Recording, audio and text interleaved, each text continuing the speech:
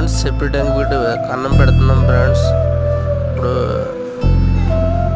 Friends మా బాధలు చూస్తున్నారు కదా ఫ్రెండ్స్, మాకు కూడా సపోర్ట్ చేయండి ఫ్రెండ్స్.